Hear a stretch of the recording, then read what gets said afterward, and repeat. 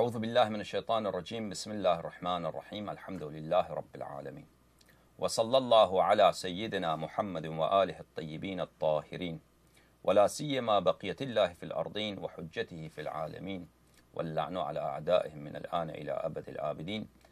فأعوذ بالله من الشيطان الرجيم. إن الذين يؤذون الله ورسوله لعنهم الله في الدنيا والآخرة وأعد لهم عذابا أليما. صدق الله العلي العظيم. اللهم صل على محمد وآل محمد.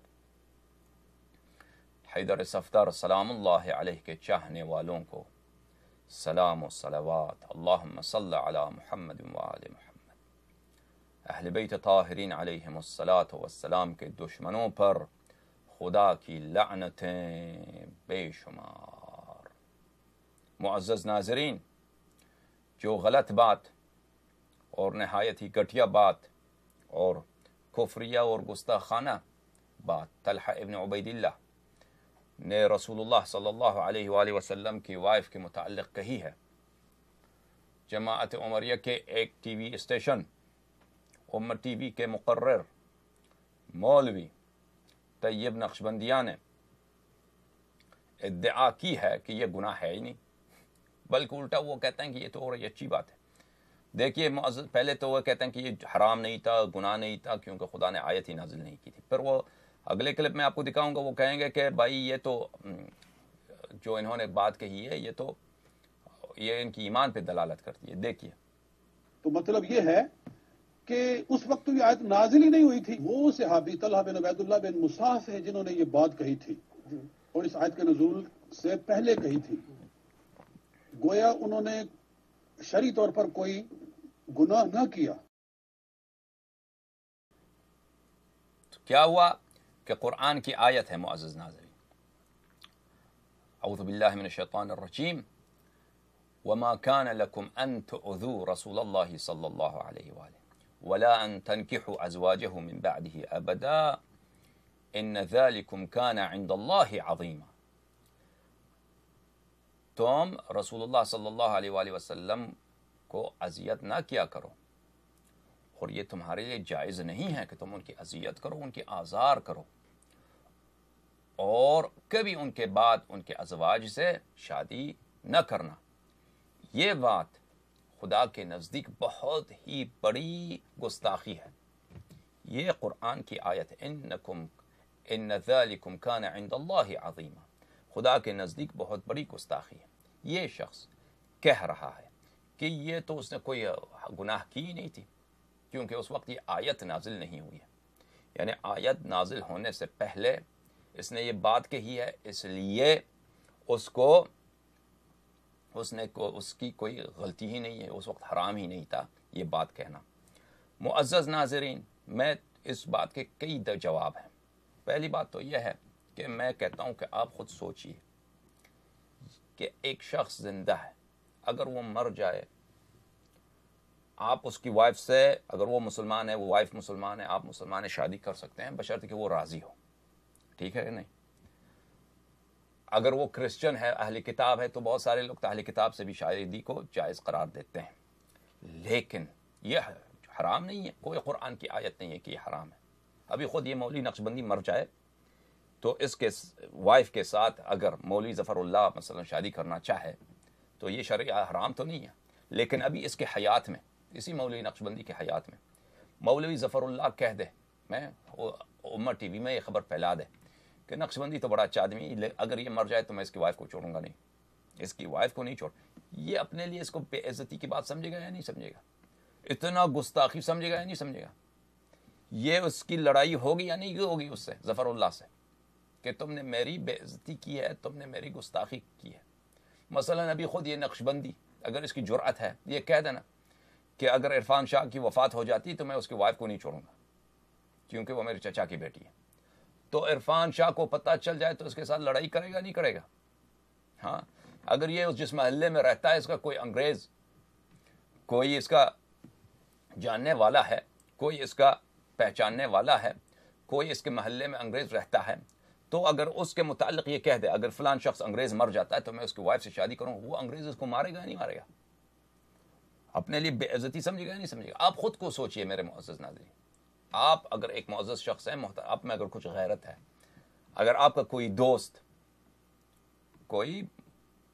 جس کو آپ جانتے ہیں سلام دعا ہے، اس سے آپ یہ بات سنیں کہ اس نے آپ کے متعلق یہ بات کہی ہے کہ اگر آپ مر جائیں تو وہ آپ کی وائف سے شادی کرنا چاہتا ہے، تو آپ کو کتنا دکھ ہوگا کہ یہ میری وائف کی طرف غلط نظر سے دیکھتا ہے کہ میں زندہ ہوں، یہ ایسی باتیں کر رہا، تو آپ کی دل آزاری ہوگی. یہ تو ایک حقیقت ہے، واضح آشکار ہے. اور قرآن نے بھی اسی لیے کہا وَمَا كَانَ لَكُمْ أَن تُؤْذُوا رَسُولَ اللَّهِ صلی اللہ علیہ وآلہ وَلَا أَن تَنْكِحُوا أَزْوَاجَهُ مِن بَعْدِهِ أَبَدًا إِنَّ ذَلِكُمْ كَانَ عِندَ اللَّهِ عَظِيمًا. اور اس خبر جب رسول پاک صلی اللہ علیہ وسلم کو پہنچی تو رسول پاک صلی اللہ علیہ وسلم کی دل آزاری ہوئی ہے، اور اسی لیے وہ آخر تک طلحہ پہ غضبناک تھے، طلحہ سے ناراض تھے. یہ جامع البیان ہے عن تأویل آیہ القرآن ابی جعفر محمد ابن جریر الطبری کی معروف و مشہور کتاب تفسیر، جزء ثانی والعشرین، چھاپ دار الفکر، جو سنہ 430 دار الفکر بیروت میں یہ کتاب چھپی ہے، صفحہ نمبر 45. اسی آیہ کی تفسیر ہے وما كان لكم ان تؤذوا رسول اللہ صلی اللہ علیہ وآلہ وما كان لكم ان تؤذوا رسول اللہ صلی اللہ علیہ وآلہ ولا ان تنكحوا ازواجه من بعده ابدا. انہوں نے روایت کی ہے یونس ابن زید سے، یونس ابن زید الایلی یا یونس ابن یزید الایلی، ایک ہی فرد ہے، اور وہ بخاری اور مسلم کے بہت بڑے مشائخ، ان کی روایات زہری وغیرہ سے بہت زیادہ ہیں بخاری مسلم میں. انہوں نے کہا کہ جب فی قولہ، اس آیت کے متعلق، وما کان لکم، جائز نہیں ہے، ان تؤذوا، کہ اذیت کرو میری حبیب کی، دل آزاری کرو، کمینوں، کتوں، اس طرح اذیت و آزار تو کفار مکہ نے بھی نہیں کی رسول اللہ صلی اللہ علیہ وسلم کی. اس طرح کی دل آزاری کہ وہ زندہ ہیں، سید الانبیاء صلی اللہ علیہ وسلم، امجد العرب خانوادے سے، امجد العرب، عرب کے بہترین خاندان سے، جو حضرت عبد المطلب علیہ السلام، حضرت عبداللہ علیہ السلام، حضرت ابو طالب سلام اللہ علیہ کے خاندان کے نور دیدہ ہیں حضرت رسول اللہ صلی اللہ علیہ وسلم. یہ خاندان ایسی خاندان ہے کہ اس کی عزت، اس کی فخر پورے دنیائی لحاظ سے پوری عرب میں منفرد حیثیت رکھتی ہے. سب عرب ان کو تعظیم کے نظر سے دیکھتے ہیں. پھر یہ کہ یہ رسول اللہ صلی اللہ علیہ وآلہ خدا کے مصطفیٰ ہیں، ان کی حیات میں اس طرح کی بات کرنا کہ ان کی وائف سے ہم نے کرنا ہے، یہ ایک انگریز سے آپ کہیں، ایک جاپانی، چائنیز، ایک ہندو سے کہیں، وہ اپنے لیے بہت بے عزتی سمجھے گا، آپ سے لڑے گا. اور یہ شخص، یہ بے شرم بے حیا مولوی طیب نقشبندی کہتا ہے کہ اس نے، طلحہ نے یہ بات کہی ہے تو آیت تو نازل نہیں ہوئی تھی نا، آیت نازل نہیں، حرام نہیں تھا. ابھی میں اس سے کہتا ہوں، اس بے غیرت آدمی سے، ابھی مولوی ظفر آپ کے اس کے ساتھ بیٹھا ہے، اگر یہی کہہ دے آپ کے پیٹھ کے پیچھے کہ یہ مولوی نقشبندی مر جائے تو میں اس کی وائف سے شادی کرنا چاہتا ہوں، یا تم کہو کہ مثلا تکبیر عمر ٹی وی کا جو پریزیڈنٹ ہے وہ مر جائے تو میں اس کے ساتھ اس کے وائف سے شادی کرنا چاہتا ہوں، تو وہ کتنا اپنے لیے گستاخی سمجھے گا. یا تو یہ کہ آپ لوگ بغیرت ہو، آپ کو پتہ ہی نہیں کہ غیرت کیا چیز ہوتی ہے. اچھا، یہ آیت نازل ہوئی وما كان لكم ان تؤذوا رسول اللہ صلی اللہ علیہ وسلم، تمہیں جائز نہیں ہے کہ رسول پاک صلی اللہ علیہ وسلم کی اذیت کرو. پتہ یہ چلا کہ اللہ نے شہادت دی کہ انہوں نے جو کام کیا ہے، جو فعل کیا ہے، یعنی جو طلحہ نے کہا ہے کہ میں عائشہ سے شادی کرنا چاہتا ہوں اگر رسول صلی اللہ علیہ وسلم وفات کر جائیں، تو یہ باعث اذیت پہ رسول اللہ صلی اللہ علیہ وسلم ہے. اور اذیت نبی صلی اللہ علیہ وسلم کسی طرح کا بھی ہو، کسی طرح کا بھی ہے، موجب اللعن من اللہ ہے. وہ صریح قرآن کی آیت ہے ان الذین یؤذون اللہ ورسولہ لعنہم اللہ فی الدنیا والآخرہ وعد لہم عذابا مہینا. وہ آیت بھی میں پڑھ کے دکھاتا ہوں.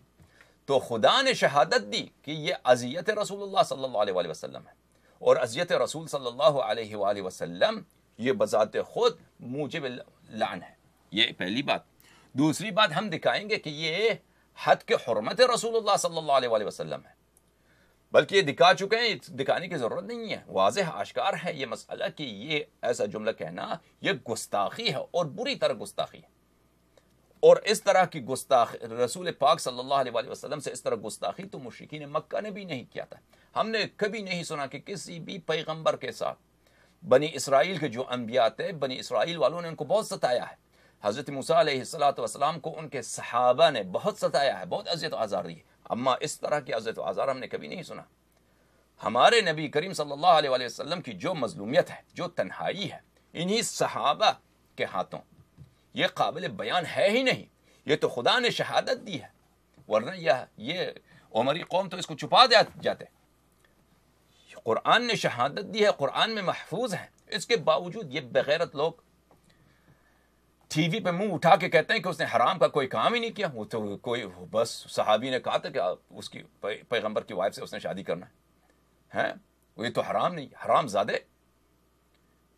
یہ دل آزاری رسول صلی اللہ علیہ وآلہ، گستاخی رسول صلی اللہ علیہ وآلہ وسلم کفر ہے. اس کا مرتکب واجب القتل ہوتا ہے. اچھا، خدا نے کیا کہا؟ وما كان لكم ان تؤذوا رسول الله صلی اللہ علیہ وآلہ ولا ان تنكحوا ازواجه من بعده ابدا. ان کے کسی وائف سے شادی کا کبھی آپ سوچ نہیں سکتے.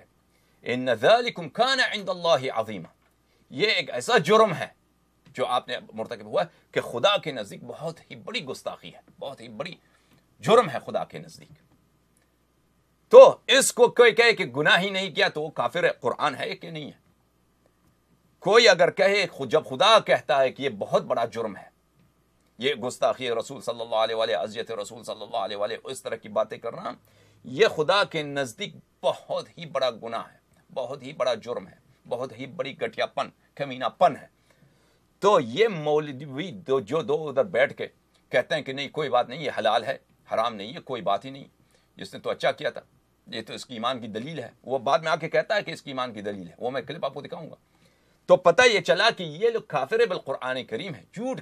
یہ میں نے کہا نا عمر یا قوم، یہ جب عمر اور قرآن کا ٹکراؤ ہوتا ہے، بلکہ صحابہ اور قرآن کا ٹکراؤ ہوتا ہے، صحابہ اور رسول اللہ صلی اللہ علیہ وسلم کا ٹکراؤ ہوتا ہے، عمر کا رسول اللہ صلی اللہ علیہ وسلم کا ٹکراؤ ہوتا ہے، یہ ہمیشہ قرآن سے ہاتھ اٹھاتے ہیں. رسول اللہ صلی اللہ علیہ وسلم کی عصمت سے، ان کی رسالت سے، ان کی نجابت سے، ان کی استفاء سے، ان کی اجتباء سے، ان کی منازل و مراتب سے ہاتھ اٹھاتے ہیں، ان سب کا انکار کرتے ہیں. ابو بکر، عمر، عثمان اور صحابہ کی یہ طرفداری کرتے ہیں. اسی لیے تو میں نے کہا نا کہ یہ جماعت عمری ہے. یہ جماعت ہے ہی عمر کی جماعت، عمر کی جماعت. یہ ہمیشہ مقدم رکھتے ہیں ابو بکر، عمر، صحابہ. چاہے جتنا بھی گھٹیا حرکت ان سے دیکھیں، ان کو خدا پہ بھی مقدم، رسول اللہ صلی اللہ علیہ وسلم پہ بھی مقدم، کلام خدا پر بھی مقدم، شریعت اسلام پہ بھی مقدم. یہ ہے ہی ان کا خدا بھی صحابہ، ان کا دین بھی صحابہ. چاہے جتنا گٹھیا پن دیکھیں گے، پھر بھی وہی صحابہ کا دامن نہیں چھوڑیں گے. اچھا، قال ربما بلغ النبی صلی اللہ علیہ وآلہ ان الرجل یقول. ابن جریر طبری روایت فرماتے ہیں سند کے ساتھ کہ خبر پہنچی کہ رسول پاک صلی اللہ علیہ وآلہ وسلم کو خبر پہنچا کہ ایک شخص ایسا کہتا ہے، لو ان النبی صلی اللہ علیہ وآلہ توفی تزوجت، اگر رسول پاک صلی اللہ علیہ وآلہ وسلم کی وفات ہو جائے تو میں شادی کروں گا فوراً، فلانہ من بعد، فلانہ سے یعنی عائشہ سے بعد. فکان ذلك یؤذی النبی صلی اللہ علیہ وآلہ، اور یہ رسول پاک صلی اللہ علیہ وآلہ وسلم کو یہ خبر جب پہنچا تھا تو اس کی سبب سے رسول اللہ صلی اللہ علیہ وآلہ وسلم کو بہت اذیت ہوتی تھی، بہت وہ دل آزاری ہو گئی ان کی. وہ ہمیشہ اذیت میں رہتے تھے. اس کمینے حرام زادے ولد الزنا نے یہ بات کہی ہے. اچھا، اور جو رسول، یہ تو ان کا واضح و آشکار ہے. کوئی بھی باغیرت شخص ہو، آپ مثلا آپ کسی بچے کو تپڑ ماریں اس کی، وہ تو درد تو ہوتا ہے نا. بچے کو تپڑ ماریں زور سے، وہ درد تو ہوتا ہے. اب کہیں کہ قرآن کی آیت نہیں ہے کہ اس کو درد ہوا ہے، قرآن کی آیت تو بعد میں آئی. یہ تو ایک کمینہ پن ہے جو آپ نے شروع کیا ہے. ہمیں پتہ ہے کہ آپ تپڑ مارے بچے کو، اس کو درد ہوتا ہے، چاہے قرآن کی آیت اتر آئے یا اتر نہ آئے. اسی طرح ہمیں پتہ ہے کہ اب اگر آپ کسی ناموس کے خلاف غلط بات کریں، قرآن کی آیت چاہے پہلے آئے چاہے بعد میں آئے، اس کا پتہ ہے کہ اس کو رسول اللہ صلی اللہ علیہ وآلہ وسلم کو اس سے اذیت ہوتی ہے، اور جو عام بھی شخص ہوتا ہے اس کو اذیت ہوتی ہے. اچھا، اور جو لوگ رسول اللہ صلی اللہ علیہ وآلہ وسلم کو اذیت کرتے ہیں ان کا کیا حکم ہے؟ یہ جامع البیان آیت دیکھیے، سورہ احزاب کی آیت ہے 57. ان الذین یؤذون اللہ ورسولہ، جو لوگ اذیت کرتے ہیں خدا کو اور رسول اللہ صلی اللہ علیہ وآلہ وسلم کو، لعنہم اللہ فی الدنیا والآخرہ، خداوند متعال نے ان کی لعنت کی ہے دنیا میں بھی آخرت میں بھی. یہ حرامی لوگ ادھر ٹی وی میں بیٹھ کے کہتے ہیں، کیا کہتے ہیں کہ جی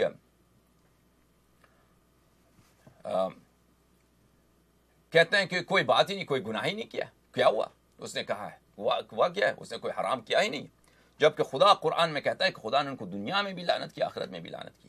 وَأَعَدَّ لَهُمْ عَذَابًا مُهِينًا, اور ان کے لیے عذاب مہین, اہانت کرنے, ذلیل کرنے والی عذاب خدا نے ان کے لیے تیار کیا ہوا ہے. پھر ان کی بات کو دیکھیے ایک مرتبہ پھر میرے معزز ناظرین, دوبارہ سنیے.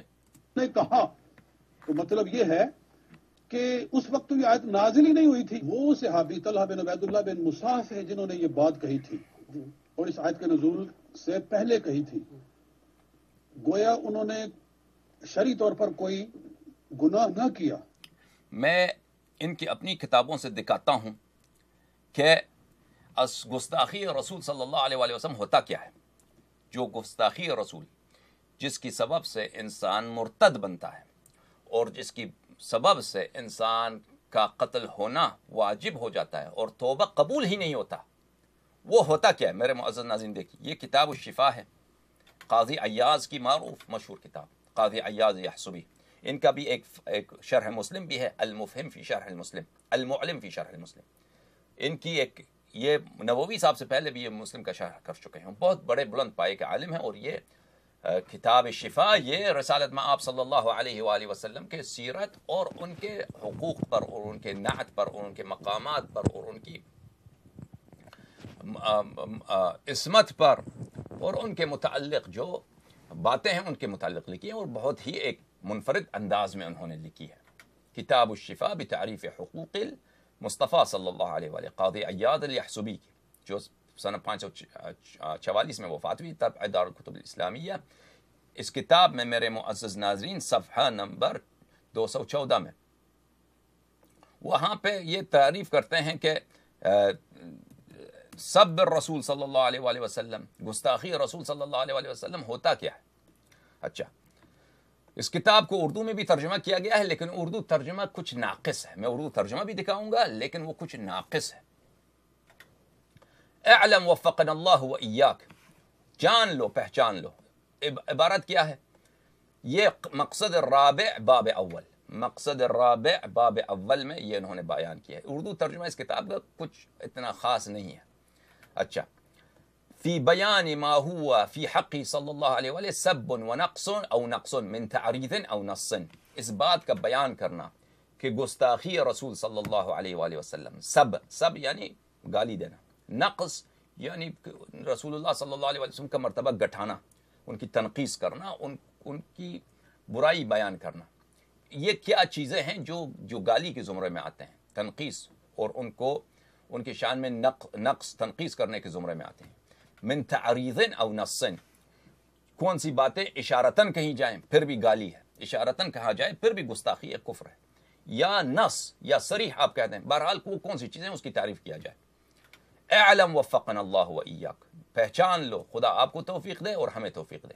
ان جمیع من سب النبی صلی اللہ علیہ وآلہ, جو بھی شخص گالی دے کن کو, رسول اللہ صلی اللہ علیہ وآلہ وسلم کو, او عابہ, اور ان کا عیب بیان کرے, او الحق به نقصا, یا ان کی طرف کوئی نقص کا نسبت دے دے, نقص کا نسبت دے دے. کس طرح نقص کا نسبت دے دے؟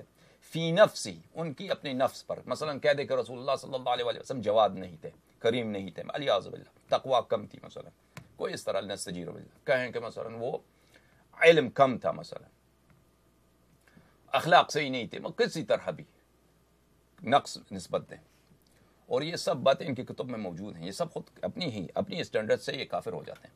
اچھا, او نسب ہی, یا ان کی نسب میں نقص نسبت دے دیں. او دین ہی, رسول اللہ صلی اللہ علیہ وسلم کے دین کے معاملے میں, نماز مثلا کہنا کہ مثلا صحیح نہیں تھا ان کا, یا او خصلت من خصال ہی, یا ان کی کسی بھی خصلت میں وہ نسبت دے دیں, برائی کا نسبت, عیب کا نسبت دے دیں. او عرض بھی, یا یہ کہ ان کو کنایتاً کہہ دیں, اشارتاً ایسے جملے کہہ دیں کہ جن سے یہی مطلب حاصل ہوتا ہے کہ آپ نے رسول اللہ صلی اللہ علیہ وسلم کی شان میں گستاخی کی ہے. اچھا, او شبہہ بشیء علی طریق السب لہ, یا ان کو رسول اللہ صلی اللہ علیہ وسلم کو کسی ایسی چیز سے آپ ان کی تشبیہ کر دیں جس سے ان سے گستاخی کا وہ پہلو نکل آتا ہے. او الازراء علیہ, یا ان سے ان کی تنقیص ہو جاتی ہے، او التصغیر، یا ان کو تصغیر الشأن، ان کی شان کی وہ مرتبہ نیچے لایا جاتا ہے، او الغض منہ، یا ان کو یا آپ ایسے چیز سے تشبیہ کر دیں، ایسا اشارہ کر دیں، ایسی بات کہیں کہ ان کی مقام نیچے ہو جائے، مقام نیچا ہو جائے رسول اللہ صلی اللہ علیہ وسلم، غض عنہ، وہ نظروں سے گر جائیں، نستجیر باللہ، او العیب لہ، یا ان کو او العیب لہ، یا ان کو ایسے مثلا طریقے، ان کو ایسے طریق سے اشارہ کر دیں، تشبیہ کر دیں کہ کسی عیب کا رسول پاک صلی اللہ علیہ وسلم سے نسبت دیا جائے، تو کیا ہوا؟ فہو ساب لہ، ایسا شخص شاتم الرسول صلی اللہ علیہ وسلم ہے، ایسا شخص وہ گستاخ ہے، اس نے رسول پاک صلی اللہ علیہ وسلم کو گالی، یہ سب باتیں جو ہیں وہ ایک گالی کے زمرے میں آتے ہیں کہ اس نے گالی دی ہے۔ والحکم فی حکم الساب، بلی، اور اس کا حکم وہی کہ شاتم کا حکم ہے، یقتل کما نبینہ، ان کو اس کا شخص کا قتل ہے اور اس کو ہم بیان کریں گے۔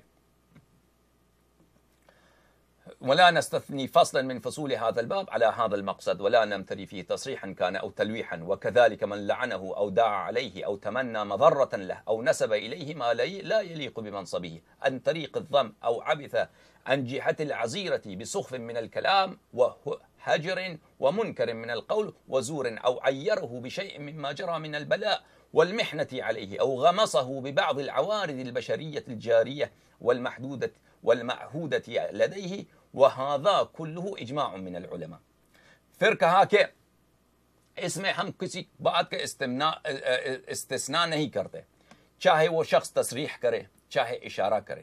اسی طرح اگر کوئی شخص لعنت کرے رسول نستجیر باللہ رسالت میں آپ صلی اللہ علیہ وسلم کی بارگاہ میں ان کی نسبت، یا ان پہ بد دعا دے ان کو، یا تمنا کرے کسی ضرر کو کہ ان کو ضرر پہنچائے، یا ان کو نسبت دے وہ چیز، اس چیز کی نسبت دے رسول اللہ صلی اللہ علیہ وسلم کو جو ان کی شان کے لائق نہیں ہے، یہ اچھا علی طریق الذم، کہ رسول پاک صلی اللہ علیہ وسلم کی مذمت ہو جائے، او عبث فی جہت العزیزتی، فی جہتہ العزیزہ، یا کوئی عبث بات کہے رسول پاک صلی اللہ علیہ وسلم کے متعلق، کوئی عبث یعنی کوئی غلط گھٹیا بات، بے معنی بات کہے، بسخف من الکلام، جو سخیف کلام ہو، سخیف یعنی گھٹیا کلام، رسول پاک صلی اللہ علیہ وآلہ وسلم کے متعلق کیا کہے؟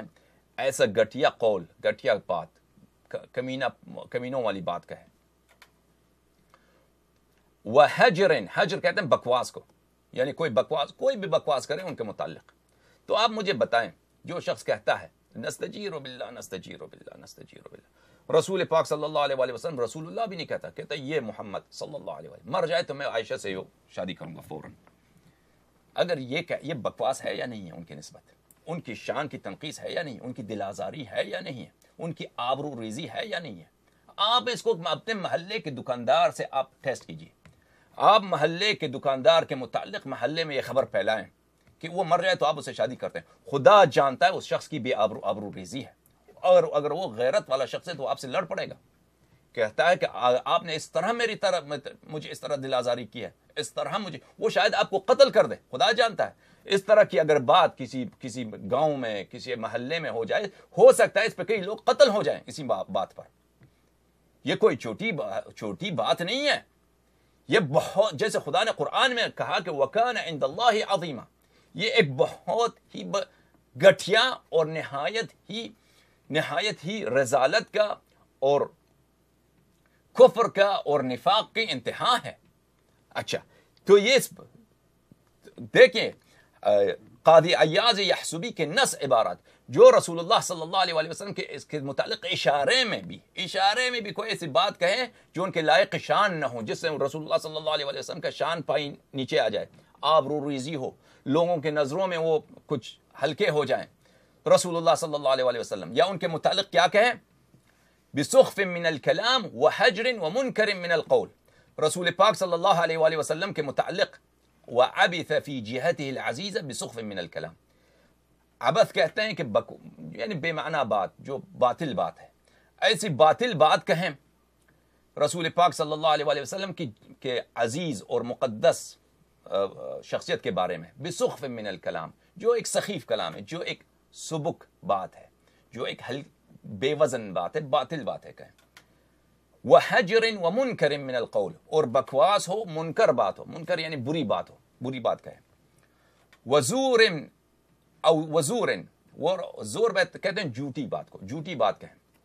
ایسی بات جو بکواس ہو، جھوٹی ہو، باطل ہو، رسول پاک صلی اللہ علیہ، وہ سب گستاخی رسول صلی اللہ علیہ وسلم کے زمرے میں آتی ہے، اور اس کا حکم وہی ہے کہ اس کا توبہ قبول نہیں ہے اور وہ واجب القتل ہے. اچھا، اب آپ کہیں گے کہ طلحہ کو کیوں نہیں قتل کیا؟ ہم اس کا جواب بھی دیں گے.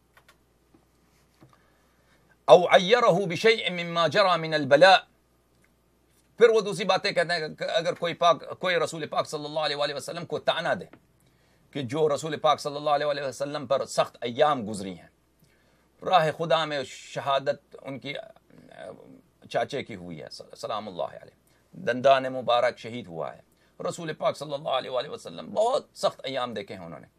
تو اگر کوئی ان کو کسی بھی طرح کا طعنہ دے کہ بھئی آپ کے ساتھ تو یہ ہوا تھا، آپ تو یہ تھے، آپ مثلا تنہا تھے، مثلا جو بھی کسی کا تنہا دے، یہ سب کے سب گالی دینے کے زمرے میں آتے ہیں. اور اس کے بعد یہ فرماتے ہیں کہ وَهَذَا كُلُّهُ إِجْمَاعٌ مِّنَ الْعُلَمَاءِ وَأَئِمَّةِ الْفَتْوَى مِن لَدُنِ الصَّحَابَةِ إِلَى هَلُمَّ جَرًّا. یہ سب اجماعی مسئلہ ہے، سب علماء کا اور اصحاب فتویٰ کا، سب کا اتفاق، اجماع، اتباق اور سب کا کنسنسس یہی ہے کہ یہ کفر ہے، اس شخص کا توبہ بھی قبول نہیں، یہ واجب القتل ہے. اور یہ کمینہ طیب کیا نام ہے اس کا، طیب نقشبندی، ٹی وی پہ آ کے ادھر کیا کہتا ہے یہ تو حرام ہی نہیں ہے، اس شخص نے اتنی گستاخی کی، کہتا ہے یہ حرام ہی نہیں ہے. یہ ہے کہ نہیں نہایت گھٹیا پن ان لوگوں کی میرے معزز ناظرین. اچھا، میں اسی عبارات کو اردو زبان میں جو ترجمہ ہے نا، وہ اس کتاب شفا کا اتنا صحیح نہیں ہے، اتنا سلیس نہیں ہے، اس نے مختصر کر کے کچھ اس طرح بیان کی. یہ کتاب شفا ہے میرے معزز ناظرین، کتاب شفا قاضی عیاض یحسبی کی، ترجمہ ہے مولوی محمد اطہر نعیمی، خطیب جامع آرام باغ کراچی، جلد دوم، مکتبہ نبویہ صلی اللہ علیہ وآلہ، گنج بخش روڈ لاہور. اس کتاب کو انہوں نے چھاپا ہے. یہ کتاب سنہ 1997 میں چھپی ہے. اچھا، اس کتاب میں معزز ناظرین صفحہ نمبر 372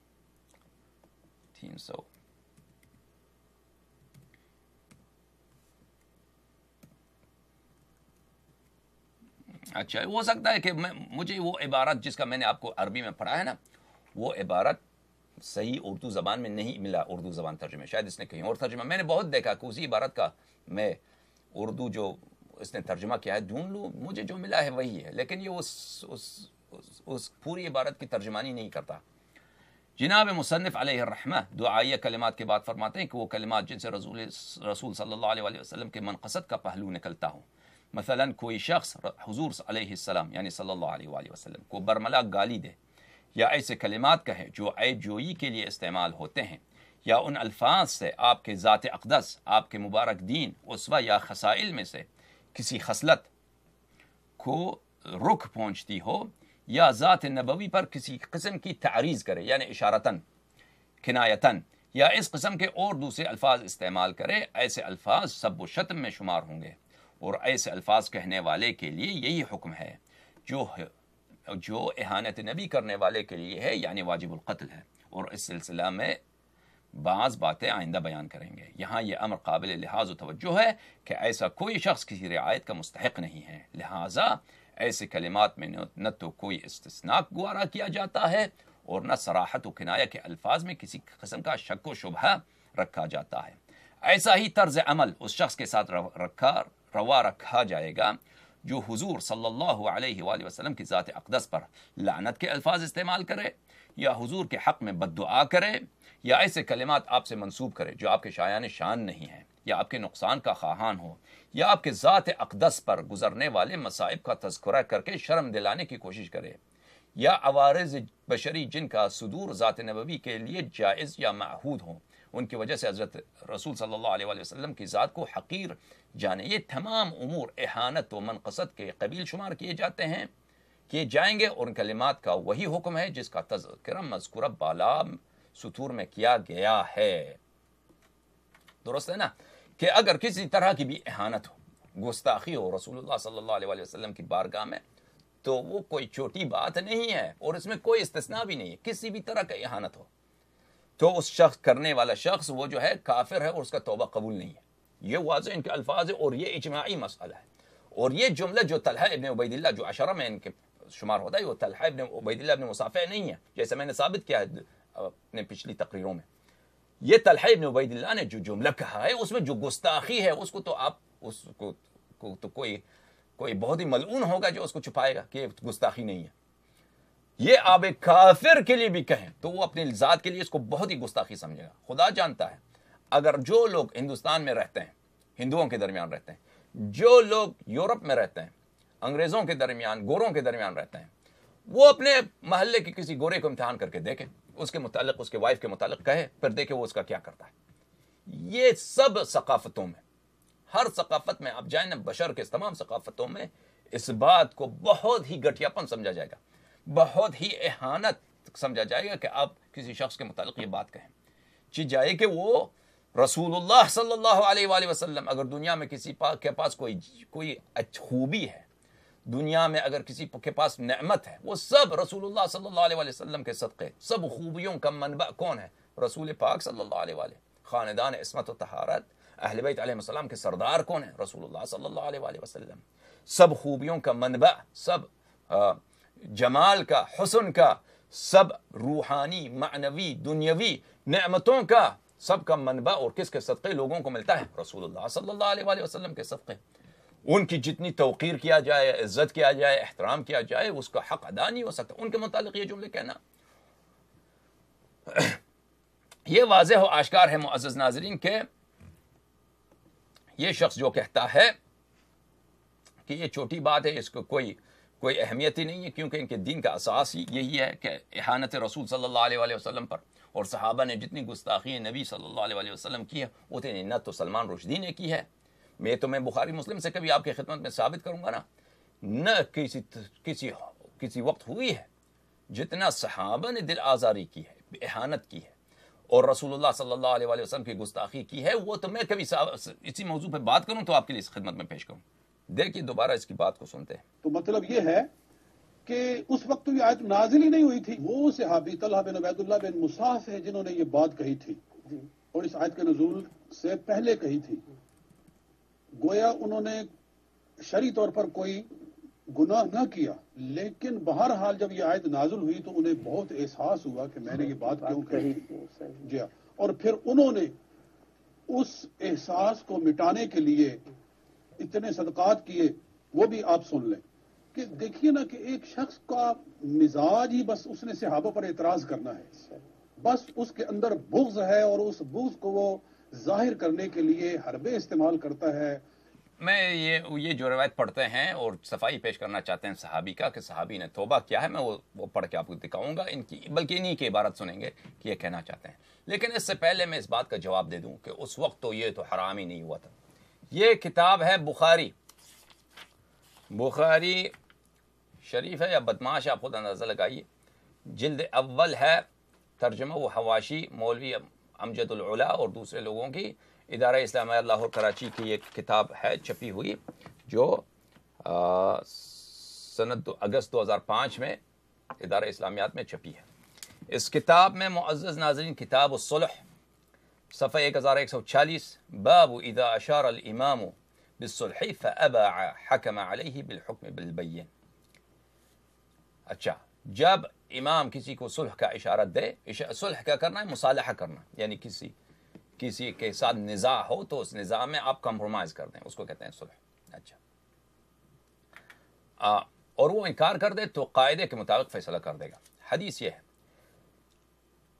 اخبرنی عروہ ابن الزبیر، عروہ نے روایت کی کہ ان الزبیر کان یحدث، کہ زبیر ابن العوام کہتے تھے، انه خاصم رجلا من الانصار قد شہد بدرا۔ خوب یاد رکھیے کہ یہ انصاری بھی کوئی ایسا ویسا انصاری نہیں تھا، یہ صحابی تھا، بدری تھا۔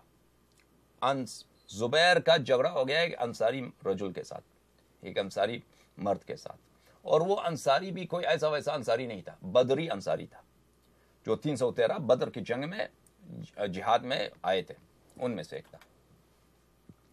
الی رسول اللہ صلی اللہ علیہ وآلہ، میں ترجمہ پڑھ کے آپ کو سنا دوں، عربی زیادہ پڑھنے کی ضرورت نہیں ہے، لیکن یہ خاص میں نے آپ کو دکھانا تھا کہ یہ بدری تھا، کہ یہ خود بخاری نے کہا۔ اچھا، عروہ ابن زبیر سے روایت کرتے ہیں کہ انہوں نے ایک انصاری سے ایک پتھریلی زمین کے نالی کے متعلق جھگڑا کیا، جو بدر میں شریک ہو چکے تھے۔ تو انصاری کیا ہوا؟ انصاری تھا بدری، یاد رکھیے۔ اچھا، اور دونوں اس سے پانی لیتے تھے، تو زبیر کا اس سے جھگڑا ہو گیا، پانی دینا، کھیتی کو پانی دینا، درختوں کو پانی دینے پہ جھگڑا ہو گیا۔ رسول اللہ صلی اللہ علیہ وسلم نے زبیر سے فرمایا، اے زبیر، تم پانی لے لو، پھر اپنے پڑوسی کے لیے چھوڑو۔ انصاری کو غصہ آ گیا اور کہنے لگا، یا رسول اللہ صلی اللہ علیہ وآلہ، یہ آپ کے پھوپھی کا بیٹا ہے، اس لیے طرفداری کی جا رہی ہے۔ تو انصاری کو غصہ آ گیا کہ آپ نے میرے حق میں حکم نہیں دیا، زبیر کے حق میں حکم دیا، کیونکہ وہ آپ کا پھوپھیزاد بھائی ہے، رشتہ داری۔ مثلا اس کو غصہ آیا، اس نے اتنا توہین کیا، مثلا اتنا اس کی بات سے توہین کی بو آتی ہے کہ اس نے نہیں کہا کہ آپ نے کیا کیا، اس نے نہیں کیا کہ تصریح نہیں کی کہ آپ نے ظلم کیا ہے، آپ عادل نہیں ہیں، اس نے صرف یہ کہا کہ آپ کی پھوپھیزاد بھائی ہیں۔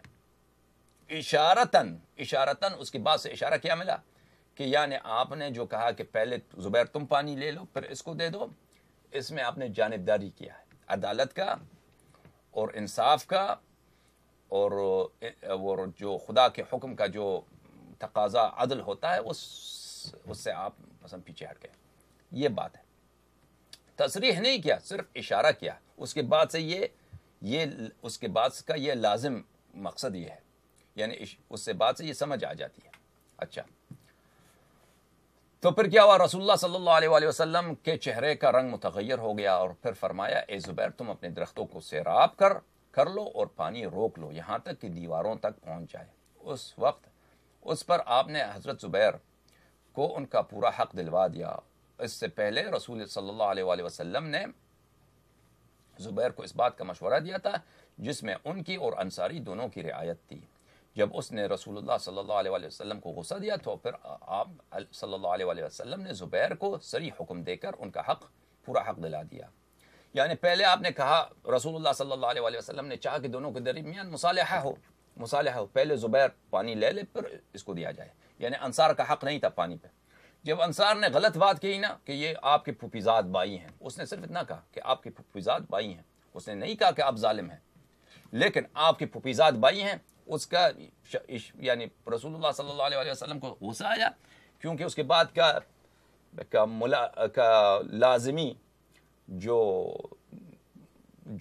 کورولری کہتے ہیں اس کو انگلش میں، جو لازمی نتیجہ ہے وہ یہی ہے کہ کہ رسول اللہ صلی اللہ علیہ وسلم نے جانبداری کیا ہے، حق کے معاملے میں صحیح انہوں نے حکم نہیں دیا ہے۔ تو پھر انہوں نے کہا کہ سارا پانی زبیر کا، کیونکہ شاید وہ ہمیں تو نہیں معلوم کہ کہانی کیا ہے، زبیر کا پانی ہوا ہوگا، پھر تو اس کو یعنی نہیں دیا جائے۔ تو جب یہ کہا تو پھر زبیر کو صریح حکم دے کر ان کا حق پورا دلا دیا۔ عروہ کا بیان ہے کہ زبیر نے کہا کہ بخدا میں خیال کرتا ہوں کہ آیا فلا وربک لا یؤمنون حتی یحکموک فیما شجر بینہم ثم لا یجدوا فی انفسہم حرجا مما قضیت ویسلموا تسلیما، اس مسئلے پہ نازل ہوئی ہے، یہاں پہ اس مقدمے میں نازل ہوئی ہے۔ اچھا، یہ ہم نے آپ کو سنایا کہاں سے؟ بخاری سے، مسلم سے اب سناتے ہیں۔ دونوں نے روایت کی، مسلم ابن حجاج، یہ مسلم صاحب کی کتاب ہے۔ مسلم شریف بدماش، کیا ہے؟ بدماش ہوگا، جو بھی ہے۔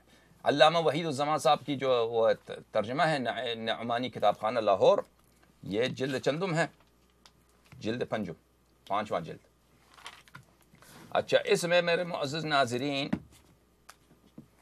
باب وجوب اتباعہ، کہ فضیلتوں کے کتاب الفضائل، باب وجوب اتباعہ صلی اللہ علیہ وسلم، رسول اللہ صلی اللہ علیہ وسلم کی پیروی کرنا واجب ہے۔ عبداللہ ابن زبیر سے روایت ہے کہ ایک انصاری نے جھگڑا کیا ہے زبیر سے۔ انصاری کون تھا؟ انصاری بدری تھا، یاد رہے، یہ یاد رہے، اب بات آئے گا کہ مقصد کیا ہے اس بات کا ہماری گفتگو سے کیا علاقہ ہے، وہ آپ کو میں بتاؤں گا بھی۔ جو آپ کے پھوپھیزاد بھائی تھے اچھا، رسول اللہ صلی اللہ علیہ وآلہ وسلم کے سامنے حرہ کے مہرے میں، حرہ کہتے ہیں کالے پتھر والی زمین کو جس سے پانی دیتے تھے کھجور کے درختوں کو، انصاری نے کہا پانی چھوڑ دے بہتا رہے، زبیر نے نہ مانا، آخر سب نے جھگڑا کیا رسول اللہ صلی اللہ علیہ وآلہ وسلم کے سامنے، یعنی تنازع کیا رسول پاک صلی اللہ علیہ وآلہ وسلم کے نزدیک، اور کہا کہ آپ حکم دے، آپ خدا کے رسول ہیں، آپ کہیں اس معاملے کا حل کیا ہے، پانی کون پہلے پانی لے لے، کس طرح پانی لے لے زمینوں کو پانی دینے میں۔ آخر سب نے جھگڑا کیا رسول اللہ صلی اللہ علیہ وآلہ وسلم کے سامنے، آپ نے فرمایا زبیر سے، اے زبیر تو اپنے درختوں کو پانی پلا لے، پھر پانی چھوڑ دے اپنے ہمسائے کی طرف۔ یہ سن کر انصاری غصہ ہوا، فغضب الانصاری، اور کہنے لگا یا رسول اللہ صلی اللہ علیہ وآلہ، زبیر آپ کی پھوپھی کے بیٹے تھے، صرف اتنا کہا، تو اس کا مطلب کیا ہے؟ اس وجہ سے آپ نے ان کی رعایت کی، یہ قوسین کے درمیان ہے، یعنی اس کے بعد کا مطلب یہ تھا، اس نے تصریح نہیں کیا، اس نے صرف اتنا کہا کہ آپ کے پھوپھی کے بیٹے ہیں۔ یہ سن کر آپ کے چہرے مبارک کا رنگ بدل گیا اور آپ نے فرمایا اے زبیر اپنے درختوں کو پانی پھلا، پھر پانی کو روک لے یہاں تک کہ وہ مینڈوں تک چڑھ جائے۔ زبیر نے کہا میں سمجھتا ہوں، خدا کی قسم یہ آیت اسی بات میں اتری، فلا وربک لا یؤمنون، آیت کون سی ہے؟ فلا وربک لا یؤمنون حتی یحکموک، تیری رب کی قسم اے حبیب خدا صلی اللہ علیہ وآلہ، یہ مومن نہیں ہے، ان کے دلوں میں ایمان نہیں ہے اس وقت تک، حتی یحکموک فیما شجر بینہم، اس وقت تک کہ یہ اپنے درمیان، ان کے درمیان جو مشاجرہ ہوتا ہے، آپ کے پاس حکم، شرعی حکم لینے کے لیے آ جائیں، ثم لا یجدوا فی انفسهم حرجا مما قضیت، پھر جب آپ نے حکم دیا تو وہ اپنی دلوں میں بھی آپ کے حکم سے کبھی ناراض نہ ہو، اپنی نہ کہ زبان میں، نہ دل کی گہرائیوں میں بھی آپ کی حکم سے ناراضگی ان کے دلوں میں بھی نہ ہو، کہ کیوں میرے حق میں حکم نہیں دیا ہے، وَيُسَلِّمُ تَسْلِيمًا، اور کامل تسلیم ہو آپ کے حکم کی، یعنی اس وقت تک خدا کی قسم یہ مومن نہیں، ان میں ایمان نہیں ہے، یعنی غیر مومن ہے اس وقت تک۔ صحیح ہے؟ زبیر نے کہا کہ یہ آیت اس وقت نازل ہوئی۔ اچھا، یہ آیت نازل ہوئی میرے معزز ناظرین، یہ کتاب ہے صحیح مسلم بشرح النووی، صحیح مسلم بشرح ابی زکریا یحیی بن شرف النووی، جو مسلم کی بہترین شرح ہے، یہی کتاب ہے۔ اچھا، جزء الخامس عشر، طبع دار الفکر، یہ کتاب چھپی ہے سنہ 1430 دار الفکر بیروت میں۔ اس کتاب میں معزز ناظرین نووی صاحب فرماتے ہیں باب وجوب اتباعی۔ اچھا، میں ایک مرتبہ پھر آپ کی خدمت میں عرض کروں کہ انصاری بدری تھا، بدر کا مجاہد بھی تھا، اس نے کیا کہا؟ اس نے کوئی اور توہین نہیں کی، اس نے صرف اتنا کہا کہ آپ کا پھپھیزاد بھائی ہے، بس اتنا، اور اس کا نتیجہ کیا ہے، اس کے بعد کے مقصد کیا ہے، مطلوب کیا ہے، اس کے بعد سے کیا لازم آتی ہے، یہ کہ آپ نے مثلا جانبداری سے کام لیا ہے، آپ نے حکم دینے میں عدالت کا آپ نے وہ حق ادا نہیں کیا ہے، عدل کا حق ادا نہیں کیا ہے۔ اچھا، فرمایا نووی صاحب نے قال العلماء، علماء فرماتے ہیں، قال العلماء، علماء فرماتے ہیں ولو صدر مثل هذا الكلام الذي تكلم به الانصاری اليوم من انسان، اگر اسی طرح کا کلام جو اس انصاری، جو بدری بھی تھا، صحابی بھی تھا، اس طرح کا کلام آج کے دن کسی انسان سے صادر ہو جائے، من نسبته صلی اللہ علیہ وآلہ وسلم الى ہوا، کہ رسول پاک صلی اللہ علیہ وآلہ وسلم کو نسبت دیا جائے کہ انہوں نے جانبداری کیا ہے، ہوائے نفس کی اتباع کی ہے، جانبداری کی، اپنی پھپھیزاد بھائی کا انہوں نے اس معاملے میں انہوں نے طرفداری کی ہے، عدل کا انہوں نے خیال نہیں رکھا ہے، اچھا، عدل کی مراعات نہیں کی ہے، کان کفرن، یہ کفر ہوگا، وجرت علی قائلہ احکام مرتدین، یہ کفر ہوگا اور اس کا کہنے والا، اس کلام کا کہنے والا مرتد ہوگا اور واجب القتل ہوگا، اور اس کا توبہ بھی قبول نہیں کیا جائے گا، احکام مرتد اس پہ جاری ہوں گے۔ اچھا، فیجب قتلہ بشرطہ، اور اس کو جس کا تفصیل فقہ میں بیان کیا گیا ہے، اس کے شخص کا قتل واجب ہوگا۔ اچھا، قالوا وإنما تركه النبي صلی اللہ علیہ وآلہ لأنه كان في اول الاسلام، رسول پاک صلی اللہ علیہ وآلہ وسلم نے اس انصاری کا قتل نہیں کیا اس لیے کہ وہ اول اسلام تھا. كان يتألف الناس ويدفع بالتي هي احسن، اور رسول خدا صلی اللہ علیہ وآلہ وسلم چاہتے تھے کہ لوگوں کے دل اور ان کی الفت کو اپنی طرف جذب کر دیں. اگر قتل کرتے کہ بھئی اس نے توہین رسالت کی ہے صلی اللہ علیہ وآلہ، اگر اس کو قتل کرتے تو ان کے پورے خاندان یا قبیلہ ان کے دل میں کچھ اس بات سے کچھ حقد اور کچھ کینہ اور کچھ دوری رسول پاک صلی اللہ علیہ وسلم سے پیدا ہوتی، اور اس لیے ان کا تالیف قلوب ناممکن ہو جاتا. وہ رسول پاک صلی اللہ علیہ وسلم اس زمانے میں یدفع باللتی ہی احسن، برائی کا سزا اور نیکی سے دیتے. وَيَصْبِرُ عَلَىٰ عَدَى الْمُنَافِقِينَ، اور وہ منافقین کے اذیت پہ صبر کرتے تھے. وَمَنْ فِي قَلْبِهِ مَرَض، اور جن لوگوں کے دل میں بیزاری تھی، بیماری تھی، ان پہ صبر کرتے تھے. يَسِّرُوا وَلَا تُعَسِّرُوا، وہ فرماتے تھے کہ دین کو آسان بناؤ، مشکل نہ بناؤ. وَبَشِّرُوا وَلَا تُنَفِّرُوا، اور لوگوں کو بشارت دو، لوگوں کو بگاؤ نہیں. وَيَقُولُ لَا يَتَحَدَّثُ النَّاسُ أَنَّ مُحَمَّدًا صلی اللہ علیہ وآلہ وسلم يقتل أصحابه، اور فرماتے تھے کہ میں ان کو قتل نہیں کرتا اس لیے، اور یہ بخاری میں بھی یہ حدیث موجود ہے، کہ تاکہ لوگ نہ کہیں کہ رسول اللہ صلی اللہ علیہ وآلہ وسلم صحابہ کی قتل کرتے ہیں. صحابہ سے غلطی ہوتی ہے، قتل کے مستحق ہوتے ہیں، لیکن میں قتل نہیں کرتا کیونکہ لوگ کہیں گے کہ وہ اپنے صحابہ کو قتل کرتے ہیں. اچھا، وقال اللہ تعالی ولا تزال تطلع على خائنة منهم الا قليلا منهم، آپ ہمیشہ، قرآن کی آیت ہے کہ آپ ہمیشہ ان کی خیانتوں سے آگاہ ہوتے ہیں، مگر یہ کہ قلیل لوگ ہیں جو خائن نہیں. فاعف عنہم، ان کو عفو کر دیں. وصفح، ان کو چھوڑیے. ان اللہ یحب المحسنین، خدا احسان کرنے والوں کو پسند کرتا ہے. بہرحال میرے معزز ناظرین، بات یہ ہے کہ انصاری بدری بھی تھا، اس نے صرف اتنا کہا کہ آپ کا پھوپھیزاد بھائی تھا اور کچھ نہیں کہا. نووی نے کہا کہ اگر وہ بدری انصاری، یہی بات جو اس بدری انصاری نے کہا، آج کے دن کوئی مسلمان کہے تو وہ واجب القتل ہے، مرتد ہے. اور یہ سب علماء کا قول ہے، اس نے کہا. اور اسی بات کو حافظ ابن حجر عسقلانی نے فتح الباری میں بھی نقل کی اور کوئی اختلاف نہیں کیا ہے. شرح صحیح مسلم جلد 6. اچھا،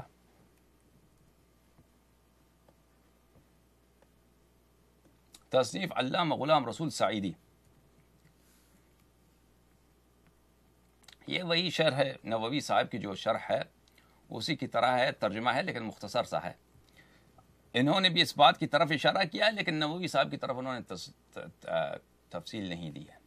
صفحہ 817 میں اس کتاب میں دیکھیے، باب وجوب اتباعی صلی اللہ علیہ وآلہ وسلم. اس کے بعد انہوں نے وہی حدیث جو میں نے آپ کو پڑھ کے سنایا ہے اس نے نقل کیا ہے. قاضی ایاز نے کہا ہے کہ اگر اب کوئی شخص نبی صلی اللہ علیہ وآلہ وسلم کی کسی حکم پر اعتراض کرے تو اس کو قتل کر دیا جائے گا. نبی صلی اللہ علیہ وآلہ وسلم نے اس منافق کو قتل کرنے کا حکم اس لیے نہیں دیا تھا کہ کہیں کفار یہ نہ کہیں کہ محمد صلی اللہ علیہ وآلہ وسلم اپنے اصحاب کو قتل کرتے ہیں اور اس سے تبلیغ اسلام میں کوئی رکاوٹ نہ ہو. معزز محترم میرے ناظرین، خلاصہ یہ کلام یہ ہے کہ اگر اس انصاری نے صرف اتنا کہا کہ یہ زبیر آپ کے پھوپھیزاد بھائی ہیں، آپ کے علماء نے فتویٰ دیا ہے کہ وہ واجب القتل ہے، وہ واجب القتل ہے، اور وہ اگر آج کوئی کہے تو اس پہ مرتد کے احکام جاری ہوتے ہیں. وہ بھی بدری جو تھا وہ واجب القتل ہے، لیکن اس کو رسول پاک صلی اللہ علیہ وآلہ وسلم نے کسی مصلحت کے بنا پر قتل نہیں کیا ہے، جو مصلحت انہوں نے ذکر کیا. یہ بات آپ کے سامنے ہو. اور اس کے بعد آیت نازل ہوئی، وما بلی فلا وربک لا یؤمنون، درست ہے کہ نہیں؟ اس سے پہلے تو آیت نازل نہیں ہوئی تھی. اس کے باوجود ان کا اجماعی فتویٰ یہی ہے کہ وہ شخص واجب القتل ہے. تو یہ جب آپ کے ذہن میں یہ بات آ گئی تو آتے ہیں فیما نحن فی، اس مسئلے پر جس کی بات ہو رہی ہے کہ طلحہ ابن عبید اللہ جو عشرہ میں سے ہیں، اس نے جو بات کہی ہے وہ کیا ہے کہ محمد صلی اللہ علیہ وآلہ وسلم علیہ باللہ نقل کفر نباشد کہا کہ یہ اگر وفات پا جائیں تو میں عائشہ سے شادی کر لوں گا.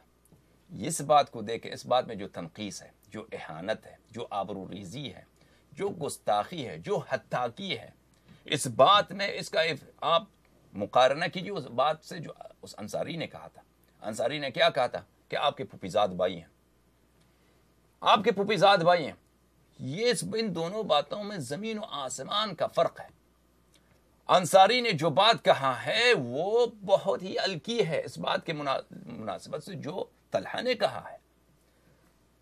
اور انصاری نے بھی جملہ کہا ہے. اس سے پہلے قرآن نہیں آیا، اس کے بعد قرآن آیا ہے اس کی مذمت کے لیے کہ اس وقت تک وہ ایمان نہیں رکھتے جب تک وہ کسی مشاجرے میں آپ کے پاس آ جائیں، آپ کو حکم بنائیں اور آپ نے جو فیصلہ دیا اس کو مان لیں، اپنے دلوں میں بھی وہ تسلیم ہوں. اس کے بعد آیت آئی. لیکن اس کے باوجود علماء نے کیا کہا؟ فتویٰ دیا کہ یہ مرتد ہے، واجب القتل ہے. رسول پاک صلی اللہ علیہ وسلم نے مصلحت کی بنا پر اس کو قتل نہیں کیا ہے، لیکن یہ ہے مرتد. تو میرے معزز ناظرین، میں مولوی نقشبندی سے پوچھتا ہوں کہ آپ دونوں کا مقارنہ کیجئے. جو انصاری نے کہا ہے وہ کہاں اور جو طلحہ نے کہا تھا وہ کہاں؟ دونوں کا کوئی قیاس ہی نہیں. انصاری نے جو کہا ہے وہ طلحہ کے مقابلے میں وہ تو بہت ہی شریفانہ بات ہے، اگرچہ بذات خود وہ غلط جملہ ہے، لیکن جو طلحہ نے کہا ہے وہ کمینے پن کے لحاظ سے، گھٹیا ہونے کے لحاظ سے، گستاخی رسالت میں آپ صلی اللہ علیہ وسلم کے لحاظ سے وہ تو اس کی کوئی بیان ہی نہیں کر سکتا. میں نے کہا نا 1,24,000 انبیاء کی تاریخ میں دیکھیں، ایسا کوئی گھٹیا پن آپ کو نظر نہیں آئے گا. درست ہے کہ نہیں؟ اچھا، یہ بات جب آپ کو خدمت میں بیان کی گئی تو اب وہ شخص ادعا کرتا ہے کہ اس نے توبہ کیا ہے، اس صحابی نے توبہ کیا ہے. تو اس کا جواب انشاءاللہ تبارک و تعالی ہم اپنے اگلے اسپیچ میں دیں گے. اللہم صلی علی محمد وآل محمد وعجل فرجهم الشریف. اللهم كن لوليك الحجة ابن الحسن صلواتك عليه وعلى آبائه في هذه الساعة وفي كل ساعة وليا وحافظا وقائدا وناصرا ودليلا وعينا حتى تسكنه أرضك طوعا وتمتعه فيها طويلا. اللهم صل على محمد وآل محمد. يا علي مدد.